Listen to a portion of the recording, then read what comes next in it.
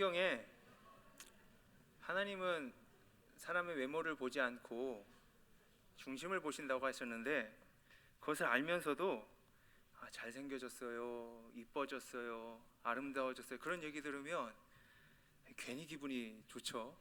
네. 여러분, 식사 다 하시고 저희가 이제 커피를 마시잖아요. 요새 커피 값이 비싸죠. 네, 비쌉니다 요새. 그래서 막 어떤 사람들은 한 5천 원짜리 밥 먹고 5천 원짜리 커피 마시는데요. 그래서 제가 오늘 설교 서두에 잠깐 커피 얘기를 하려고 하는데요. 제가 질문 하나 할게요. 커피가 굉장히 많거든요. 커피 굉장히 많은데 가장 안 팔리는 커피가 뭘까요? 매출이 이렇게 있잖아요. 그래서 뭐 아메리카노도 있고, 뭐 카푸치노도 있고, 뭐 카라멜 마키아토도 있고, 네, 되게 이상한 소리 하죠. 이런 커피들이 되게 여러 가지가 많은데 가장 안 팔리는 커피가 뭘까요? 뭔지 아세요? 다방 커피요? 자, 여기 준비했거든요. 맛있겠죠? 네, 한 번씩 이렇게 넘겨주세요. 네, 여기 다 이런 커피들이 있어요. 이런 커피들이 있는데 가장 안 팔리는 커피가 여기 안에 있어요. 네, 누구 말씀하셨어요? 네, 에스프레소예요. 네, 이게 에스프레소거든요. 이거 돈 주고 마셔보신 적 있으세요? 오, 마셔보셨어요? 대단하십니다. 자, 에스프레소는요 굉장히 써요. 맛이 진짜 쓰거든요. 그래서 딱 맛을 딱 들이면은 이것만 먹는 사람이 있거든요. 저 예전에 신학교 교수님 중에 한 분이 독일에서 유학하다 오신 분이 있는데, 광화문에 에스프레소가 맛있는 집이 있다고 거기를 한번 절 처음에 데려가 주셨는데, 저는 너무 써가지고 먹지를 못하겠더라고요. 근데 그분은 그것만 마시는 거예요. 너무 써서 친해지기도 어렵고 맛도 별로 이렇게 없어서 찾지 않아요. 그런데 이 커피가 없는 커피 전문점이 없어요. 커피 전문점 가면요 에스프레소는 꼭 있거든요. 왜 그럴까요? 없어도 되잖아요, 안 팔리면. 그런데요, 아까 저희가 봤던 커피, 그리고 거기 커피 전문점에 있는 모든 커피 안에는 저게 들어가거든요. 네, 저게 꼭 들어가요. 그러니까 커피 전문점에 에스프레소가 없는 커피 전문점은, 그거는 다시 한번 생각해 보셔야 되는 거예요. 거기서 커피를 안 만드는 거예요. 딴 데서 그냥 완제품을 만들어서 그냥 이렇게 퍼다 주는 거죠. 한번 맨 처음에 봐주세요. 맨 처음에 보면, 네, 맛있겠죠. 제가 카라멜 마키아토거든요. 근데 여기에는 에스프레소, 그다음에 스팀 밀크, 그리고 우유 거품 이렇게만 들어가요. 그 다음 넘어가면, 이것도 마키아토니까 그 다음 넘어가죠. 자, 이건 아이스 아메리카노잖아요. 아까 그 에스프레소에 얼음 넣고 뜨거운 물만 넣으면 이게 되는 거예요.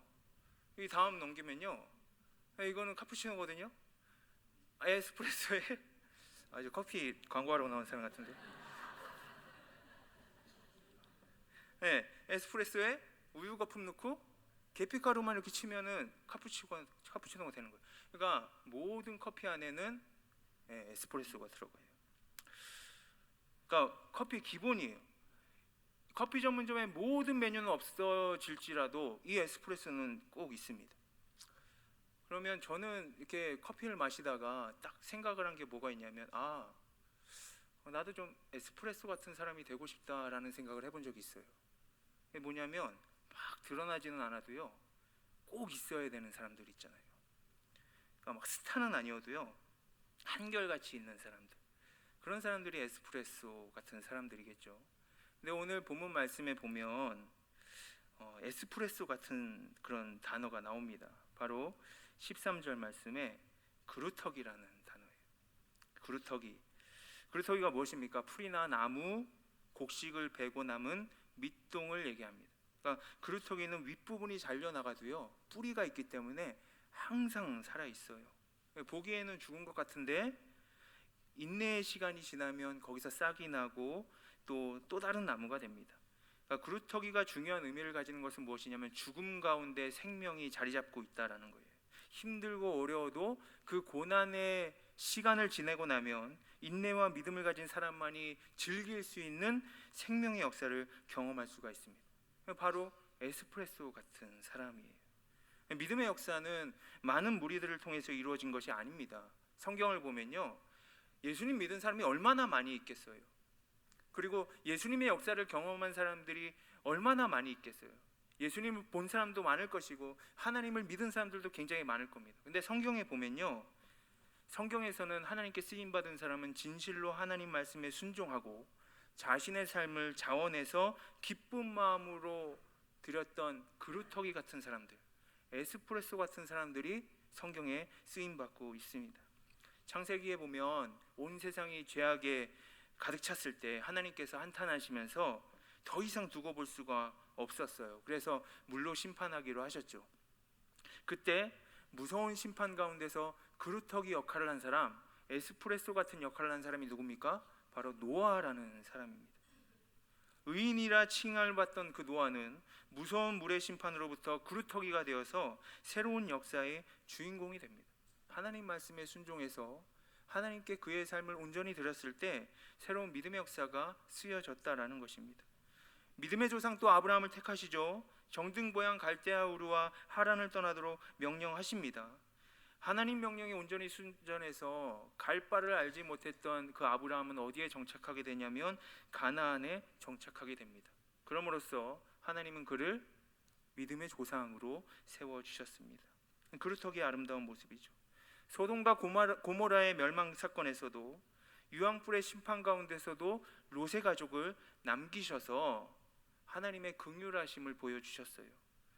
애굽인들의 이스라엘 남아학살 정책의 와중에서도 하나님께서는 모세를 남기셔서 그를 통해서 그루터기의 역할을 감당하게 하셨습니다. 광야에서의 모습은 또 어떠세요? 광야에서도 마찬가지죠. 출애굽 세대는 가나안에 들어가지 못했지만 그 다음 세대를 통해서 가나안에 들어가게 하시고 그 작은 사람들을 통해서 믿음의 역사를 만들어 가셨습니다. 그러니까 성경의 역사는요, 그루터기의 역사예요. 그럼 오늘 본문의 말씀은 이사야 선지자가 한 말씀입니다. 이스라엘은 원래 하나님의 백성으로 선택받았던 사람들입니다. 그들에게는 특별한 은혜가 있었어요. 하지만 그들이 하나님의 말씀에 순종하지 않았거든요. 하나님 배반하고 우상 숭배하고 하나님 원하시지 않는 일들을 막 행했습니다.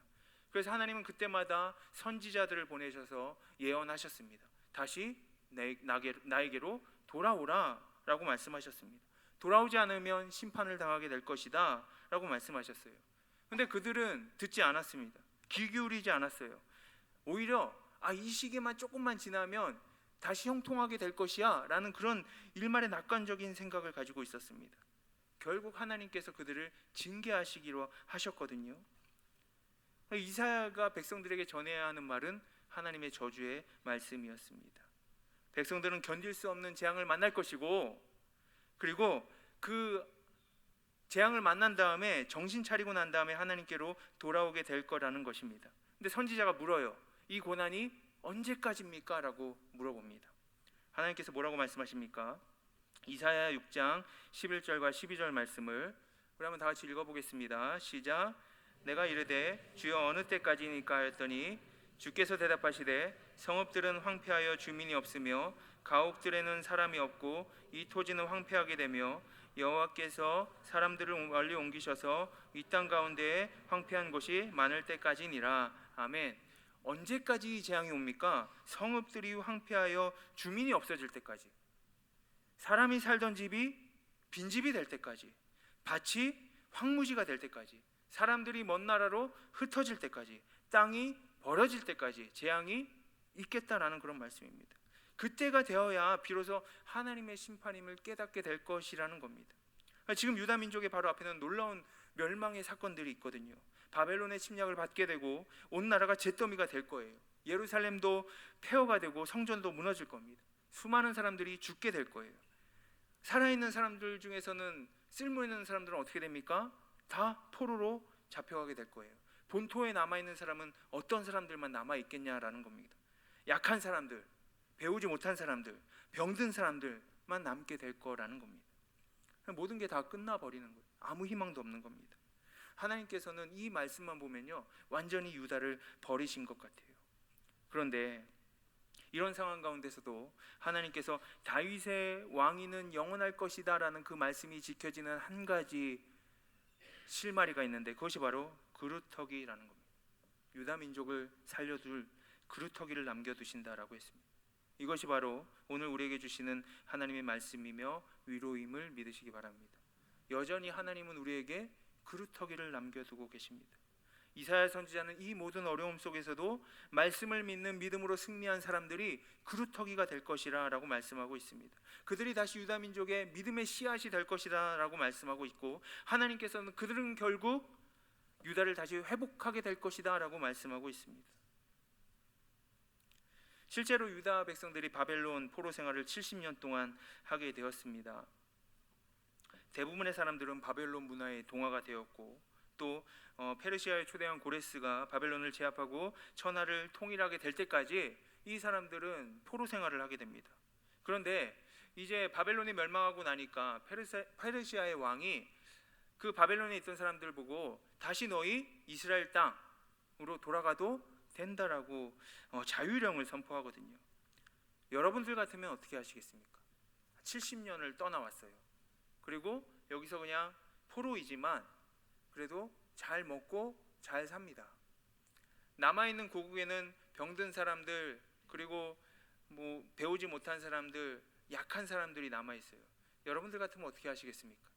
실제로 많은 이스라엘 백성들이요, 안 돌아가겠다고 바벨론에 남는 사람들이 굉장히 많이 있었대요. 그런데 수룹바벨이라고 하는 총독이 1차적으로 43,260명을 이끌고 이제 예루살렘으로 귀환을 합니다. 고국으로 돌아와요. 조상 아브라함과 이삭과 야곱에게 허락한 땅, 젖과 꿀이 흐르는 가나안 땅으로 우리는 다시 돌아가야 된다라는 것입니다. 그리고 그 돌아온 사람들이 오늘 하나님께서 말씀하신 그루터기가 되었습니다. 따라서 이 그루터기의 믿음이란 시련과 역경을 극복해낸 믿음입니다. 우리가 인생을 살다 보면 시련과 연단이 다 있게 마련입니다. 예수 믿는 사람들이 신앙생활 하다 보면 시험이 오고 또 어려움들이 있을 수가 있습니다. 근데 문제는요, 그때 믿음이 약해서 신앙생활을 포기할 것이냐, 아니면 고난이 있음에도 불구하고 주님을 더 의지할 것이냐, 우리는 이 둘 중에 하나를 선택해야 되거든요. 그런데 많은 사람들은 고난 중에 추풍 낙엽처럼 쓰러져 버릴 때가 있다라는 것입니다. 하지만 어떤 사람들은, 구루터기 같은 사람들은 고난을 당할수록 더욱 주님 붙드는 사람들이 존재한다라는 그런 사실입니다.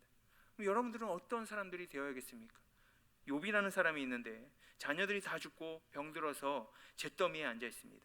아내도 욥을 버리고 친구들도 모두 욥을 버렸습니다. 견디기 힘든 고난이 욥을 사로잡고 있습니다. 이때 욥은 이렇게 말합니다. 욥기 14장 7절 말씀입니다. 다 같이 읽어보겠습니다. 시작. 나무는 희망이 있나니 다시 움이 나서 연한 가지가 끊이지 아니하며. 아멘. 저는 이 말을 보면서 욥이 잘린 나무를 보고 있겠구나라는 그런 생각이 들었습니다. 다 찍혀버리고 꺾여버린 그 나무, 하지만 그곳에서 다시 움이 돋을 것이라 라고 그는 고백하고 있습니다. 바로 거기에서 소망을 보게 된 겁니다. 그루터기는 가지도 없죠. 줄기도 없습니다. 잎사귀도 없고 볼품도 없습니다. 그러나 그루터기는 새순과 새 줄기와 잎사귀를 다시 낼 수 있는 소망의 뿌리라는 것입니다. 그 생명이 있습니다. 그렇기 때문에 우리의 마음의 믿음은 그 그루터기 위에 있어야 됩니다. 이 거룩한 씨는 역사적으로 바벨론에서 다시 돌아와서 믿음을 지킨 사람들이고, 영적으로 이 거룩한 씨는요, 예수 그리스도를 의미하고 오늘날 현실에서 세속에 물들지 않고 믿음을 지키는 성도가 바로 이 그루터기입니다. 이런 그루터기의 믿음을 가진 사람들이 많으면 많아질수록 이 땅 가운데서 하나님의 나라는 더욱더 확장될 거다라는 겁니다. 예레미야 32장 6절 이하 말씀을 보면 예레미야는 유다의 멸망이 다가오는 것을 압니다. 그런데 그 멸망 이후에 회복될 것을 또 알아요. 그래서 아나돗에 있는 밭을 사거든요. 또 다니엘이라고 하는 사람은 국무총리로 있으면서 이 민족이 다시 회복되기를 원하면서 하루에 3번씩 하나님께 기도합니다. 그들에 의해서 결국 민족은 해방되어 오는 거예요. 이 역사의 흐름은요, 다수의 모아는 사람들이 그 향방을 정하지 않습니다. 하나님 편에서 선 소수의 사람들에 의해서 역사는 강이 흘러갑니다.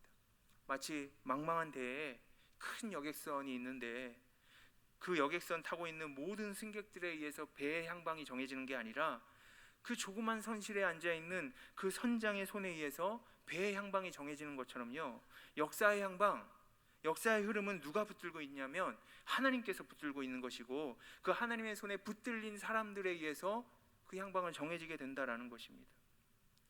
저는 저와 여러분들이 그 향방을 정하는 하나님의 손에 붙들린 사람들이 되었으면 좋겠습니다. 그럼 오늘 우리들 가운데서도 이러한 그루터기의 사람들이 필요합니다. 그럼 우리가 그루터기가 되기 위해서는 어떻게 해야 될까? 무엇을 해야 되겠습니까? 첫 번째는요, 하나님 만나야 돼요.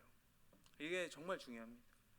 오늘 성경을 보면 이사야 6장에 나오는 이사야 선지자는 하나님을 만납니다. 아마 늘 같은 시간과 장소였을 거예요. 물론 이사야는 우리들처럼 하나님을 이미 알고 있었던 사람입니다. 하나님 이름 부르기도 했고 필요한 것 달라고 떼를 쓰기도 했고 가끔 죄를 짓고 두려워하던 그런 사람이었습니다. 근데 오늘 만남은 여느 때와는 다른 만남이었어요. 습관적인 만남, 형식적인 만남, 행사적인 만남이 아니라 무언가 특별한 만남입니다. 그러니까 지금까지 경험하지 못했던 그런 만남의 새로운 경험이 이루어지고 있습니다. 여러분들은 하나님 만나러 오실 때 어떤 마음을 갖고 오십니까? 하나님과의 특별한 만남을 기대하고 오십니까? 기대한 만큼 하나님께서 응답을 주실 줄 믿습니다. 이사야는요, 굉장히 어려운 시기였거든요. 그의 시기는 삶의 위기가 있었던 시기입니다. 이사야가 하나님 만난 때가 언제입니까? 우시야 왕이 죽던 해입니다. 인간적으로 보면 우시야 왕은 그의 사촌이거든요. 그러니까 그의 사촌이 죽은 거예요. 죽음과 이별이라고 하는 사건이 그를 완전히 흔들어 놓았던 거죠. 사람은 그렇지 않습니까? 가까운 친척이나 가족, 친구와 이별을 할 땐 인간적으로 뒤흔들리는 경험들을 하잖아요. 죽음이 멀리 있는 것이 아니라 정말 가까워 보이잖아요. 죽음 저 너머의 운명이 어디에 있을까 생각하거든요. 그러니까 이사야도 그런 마음을 가지고 있었을 겁니다. 정치적으로도 위기였죠. 그의 왕이 사촌이었는데 그는 꽤나 높은 고관이었을 것이고 그 사촌이 죽었으니까 이제 정치적인 인맥도 끊어지게 된 겁니다. 그러니까 오늘 이사야가 하나님과의 만남을 가지는 이 계기는 무엇이냐면 이런 위기 앞에 그가 성전에 들어가서 기도한 것이고 그때 하나님을 특별하게 만나는 경험을 했다라는 것입니다.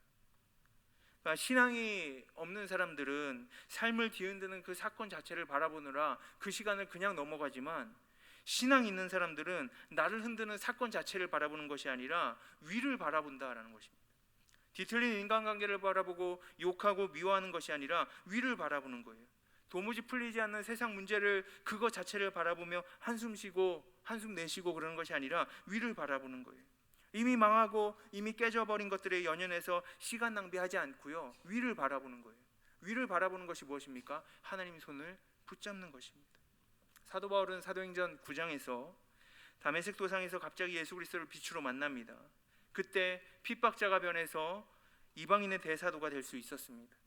모세는 이스라엘 백성들을 인도하기 위해서 자신의 힘과 실력, 혈기로 나서지만 오히려 그는 사람을 죽이고 도망자의 신세가 되거든요. 그 결국 포기하게 돼요. 근데 기력이 약한 80세가 되었을 때 그는 호렙산에서 그 떨기나무, 타지 않는 떨기나무 속에서 하나님 만나게 됩니다. 그리고 소명을 얻어 하나님의 백성을 가나안까지 인도하게 됩니다. 16세기 종교개혁자 마틴 루터는 들판을 함께 걷던 친구가 벼락에 맞아요.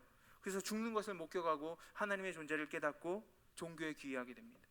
그러니까 하나님을 만나는 사람만이 하나님께서 쓰임받는 사람이 될 것이고, 그 특별한 만남이 있는 사람만이 하나님께서 쓰임받는 그루터기의 삶을 살아갈 수 있다는 겁니다. 우리 또한 변화받은 사람들입니다.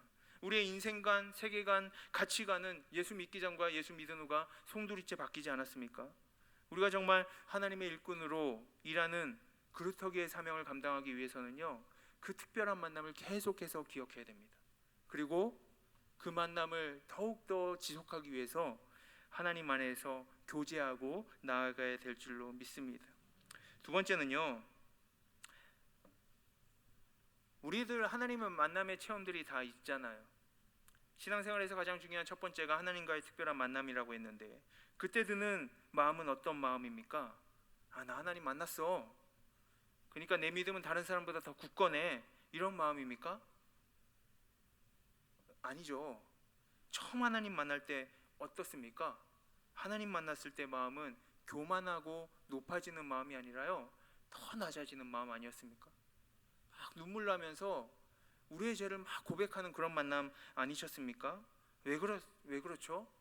우리가 하나님 앞에 있을 때 가장 솔직하고 있는 그대로의 자기 모습을 정말 뚜렷하게 볼 수 있기 때문입니다.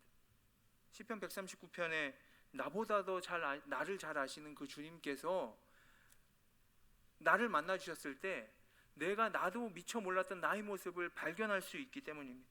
하나님 앞에 서봤더니 그동안 가려졌던 자신의 더러운 모습이 정말 적나라하게 나타나지 않습니까?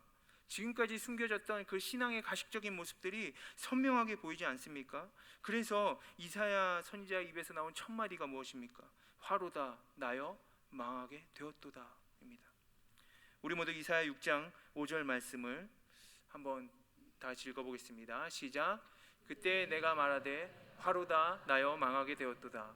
나는 입술이 부정한 사람이요 나는 입술이 부정한 백성 중에 거주하면서 만군의 여호와이신 왕을 배웠음이로다 하였도다. 아멘. 이사야가 하나님을 정말 특별하게 만나고 나니까 자기를 바라보는 그 시각에 획기적인 변화가 일어나는 거예요. 자기 자신이 범죄에 대한 책임이 있는 사람임을 깨닫게 되었습니다. 지금까지는 자신이 피해자인 줄 알았거든요. 자신의 가족이 죽고 또 정치적인 인맥이 끊어짐으로써 남에게 섭섭한 마음이 있고 피해자인 줄 알았는데 하나님 앞에 서 보니까 더 이상 피해자가 아니라 죄를 담당했던 사람이라고 깨닫게 되었다라는 겁니다. 그러니까 하나님 앞에 서니까 가장 솔직하고 있는 그대로의 자기 모습을 깨달아지는 것이고 그때 자기의 입술로 저지른 부정들, 죄들이 생각나게 되었다라는 것입니다. 예수님의 제자 중에 고기잡이였던 베드로가 있습니다. 베드로가 예수님을 처음 만난 장소가요 밤새도록 고기 한 마리도 못 잡았던 장소거든요. 고기잡이가 고기 한 마리도 못 잡는 게 정말 기적과 같은 일 아닙니까? 원래 고기잡이는 고기를 잘 잡아야 되잖아요. 근데 어떻게 한 마리도 못 잡을 수 있을까? 그런데 그 미명 새벽에 예수님이 오셔서 말씀하십니다. 저 깊은 곳에 가서 그물을 던지라 라고 말씀하는 거예요. 베드로가 던지니까 고기가 너무 많이 잡히는 거예요. 그물이 찢어지도록 잡힙니다. 그때 예수님께 베드로가 한 제일 처음에 한 말이 뭔지 아십니까? 당신 대단합니다 이게 아니라요 누가복음 5장 8절에 보면 주여 나를 떠나소서 나는 죄인입니다. 깊은 바다에 있는 고기들까지도 다 아시는 주님, 제가 그 주님 앞에 서 보니까 너무 창피한 거예요. 자신의 부족함이 보이는 겁니다. 그래서 나는 죄인입니다 라고 고백하는 겁니다. 사도 바울도 똑같죠. 다메섹 입구에서 부활의 주님을 만나고 그가 처음 고백하는 말이 뭡니까? 주여 나는 죄인 중에 괴수입니다. 모세가 호렙산에서 처음으로 불꽃으로 임하신 하나님을 만났을 때 자기를 어떤 사람으로 인지합니까? 이곳에서 신을 벗어야 될 사람이라고 인지했습니다. 자신의 부족함을 보고 자신의 죄를 보게 되었습니다.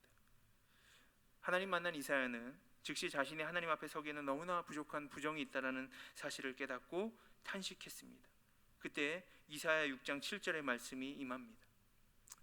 다시 읽어보겠습니다. 시작. 그것을 내 입술에 대며 이르되 보라 이것이 내 입에 닿았으니 내 악이 죄하여졌고 내 죄가 사하여졌느니라 하더라. 아멘. 처럼 하나님을 경험하는 순간 자신의 죄됨을 깨닫게 됩니다. 하나님은 죄를 고백하는 이사야에게 제단 숯불로 입을 찢어서 정결케 하세요. 우리가 그루터기가 되기 위해서 그러면 두 번째는 무엇입니까? 정결함입니다. 고린도서 5장 17절 말씀에 누구든지 그리스도 예수 안에 있으면 새로운 피조물이라 이전 것은 지나갔으니 보라 새 것이 되었도다. 아멘. 예수 그리스도의 보혈의 피가 여러분의 죄와 허물과 부족함을 이미 용서했음을 믿으시기 바랍니다. 누가 우리의 죄를 용서할 수 있습니까? 예수 그리스도의 보혈의 피가 우리의 죄와 허물을 용서하는 권세가 있습니다. 그렇기 때문에 신앙이라는 것은요 사실상 내가 하나님을 찾아 나서는 게 아닙니다.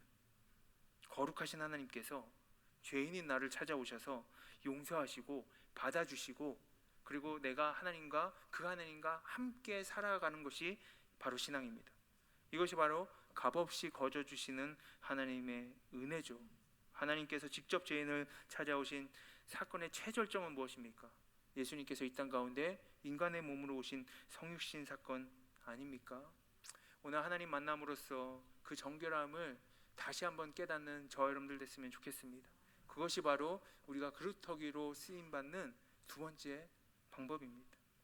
마지막 세 번째는요, 거룩한 하나님 만나면 이제 자신의 허물과 죄로 덮인 것을 발견하잖아요. 근데 또 하나 발견하는 게 있는데 그것이 바로 해야 할 일입니다. 하나님께서 천지를 굉장히 아름답게 창조하시고 사람을 만드셔서 그 사람에게 어떤 직임을 주셨습니까? 그것은 바로 이름을 짓는 직임을 주셨어요. 근데 이름을 짓는다라는 것은 무슨 뜻입니까? 네, 정체성을 부여한다라는 뜻이거든요. 여러분들의 자녀 이름을 지을 때 어떻게 지으십니까? 이 아이가 이렇게 자랐으면 좋겠다라고 짓지 않으십니까? 네. 제 동기 중에 요한이라고 하는 친구가 있는데, 그 요한이라는 친구 어머니 아버지가 지을 때 너 세례 요한처럼 그렇게 자랐으면 좋겠다라고 하는 마음으로 지으셨대요. 여러분들도 여러분들의 자녀의 이름을 지을 때 그렇게 짓지 않으십니까? 그러면 이름을 짓는다라고 얘기할 때 나에게 이름을 짓는 직임이 주어졌다라고 할 때 내 마음대로 지을까요? 아담이 아담의 마음대로 지었을까요? 아니면 하나님께서 이렇게 만드셨겠구나 그 생각하면서 지었을까요? 저는 후자라고 생각을 합니다. 하나님께서 나에게 그 일을 맡겨주셨으니까 하나님께서 이러한 일들로 만드셨구나, 그럼 이렇게 지어야겠구나 라고 생각을 했을 거예요. 자기 마음대로 안 지었을 거예요. 이름을 짓는다라는 것은 바로 사명을 감당한다라는 것입니다. 마찬가지로 오늘 우리가 발견해야 될 것은 무엇이냐면 바로 이 땅 가운데 나라는 사람이 있고 그 나라는 사람을 하나님께서 건져주시고 구원해 주셨는데 그 이후에 과연 나에게 하나님께서 맡겨주신 일이 무엇일까라고 생각하는 겁니다. 그리고 그 사명을 감당하는 것이 바로 그루터기의 삶입니다. 이사야 6장 8절 말씀을 우리 한번 다 같이 보겠습니다. 내가 또 주의 목소리를 들으니 주께서 이르시되 내가 누구를 보내며 누가 우리를 위하여 갈고 하시니 그때 내가 이르되 내가 여기 있나이다 나를 보내소서 하였노라. 아멘. 세상엔 그리스도인들이 많습니다. 네, 하나님 우리의 삶 속에서 계속해서 물어보세요. 오늘 지금 이 시간에도 우리에게 묻고 계십니다. 내가 누구를 보내며 누가 우리를 위하여 갈고? 라고 물어보세요. 모세가 12명의 정탐꾼을 가나안 땅에 보냅니다. 이 땅은 하나님이 그들에게 이미 주신 땅이에요. 그런데 12명 중에 2명 여호수아와 갈렙만 제외하고 다 부정적이에요. 내가 보니까 우리가 메뚜기 같더라. 거기서 네필이 무서운 아낙자손 대장부를 보니까 우리는 아무것도 아니더라. 근데 나머지 2명 여호수아와 갈렙은요, 너희들은 메뚜기처럼 너희 자신을 봤지만 우리의 눈으로는 그들이 우리의 밥이다 라고 증거하고 있습니다. 민수기 14장 9절 말씀에 그들은 우리의 밥이라 그들의 보호자는 그들에게 떠났고 여호와는 우리와 항상 함께 있느니라 라고 고백하고 있습니다. 얼마나 큰 차이예요. 나중에 이 여호수아와 갈렙만이 신앙의 출애굽 1세대 중에 이 2명만 들어가지 않습니까? 나머지는 다 광야에서 죽거든요. 부정은 부정의 결과를 낳고 긍정은 긍정의 결과를 낳습니다. 하나님의 일은 인간이 투표해서 가반수의 일로 정해지는 것이 아니라 하나님의 뜻을 아는 사람들로 인해서 정해지는 거예요. 생각해 보십시오. 정탐꾼 중에 10명이 거스러 하자고 하면 이기는 것은 10명입니다. 2명은 아무것도 아니에요. 하지만 하나님께서 정말 원하시는 것은 무엇이냐면 하나님의 뜻을 아는 사람입니다. 하나님의 사명을 아는 사람이에요.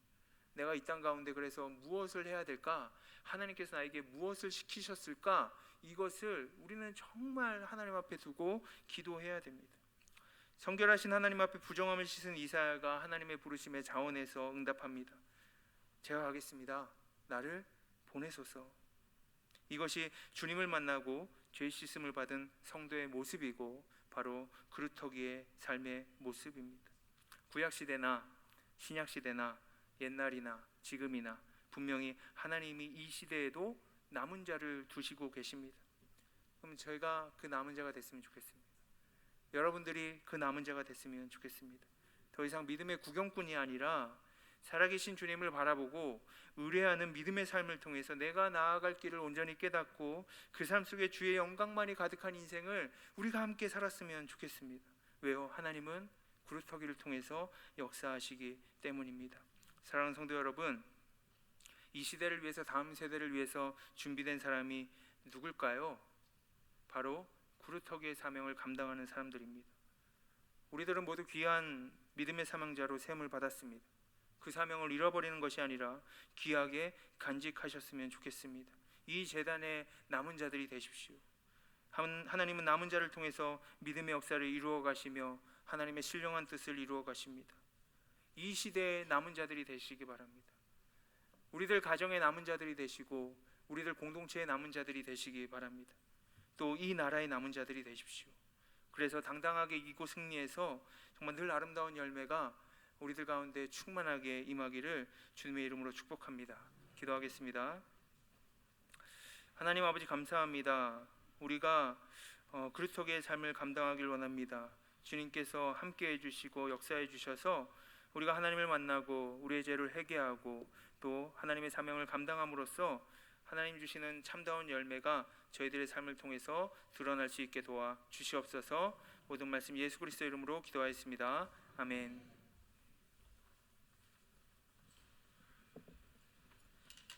예, 감사합니다.